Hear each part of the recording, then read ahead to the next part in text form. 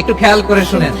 একজন লিবিয়ান যুবক, নাম তার আমের, সৌদি আরব যাচ্ছিল হজ করার জন্য।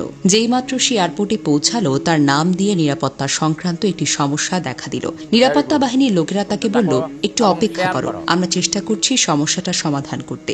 এই সময় অন্য সব হাজিরা তাদের প্রক্রিয়া শেষ করে প্লেনে উঠে পড়ল, আর প্লেনের দরজা বন্ধ হয়ে গেল। কিছুক্ষণ পর সমস্যা ঠিক হয়, কিন্তু পাইলট দরজা খুলতে রাজি হলো না। প্লেন চলতে শুরু করলো এবং আমেরকে ফেলে রেখে উড়ে গেল।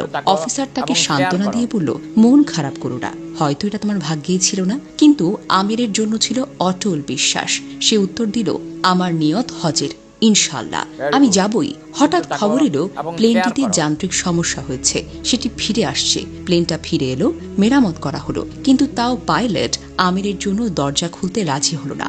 অফিসার আবার বলল, হয়তো তোমার ভাগ্যে নেই। কিন্তু আমির ছিল দৃঢ় প্রতিজ্ঞ, স্থির ও দৃঢ়চেতা। সে বলল, আমার নিয়ত হজের, ইনশাল্লাহ আমি যাবই যাব। প্লেন আবার উড়ে গেল।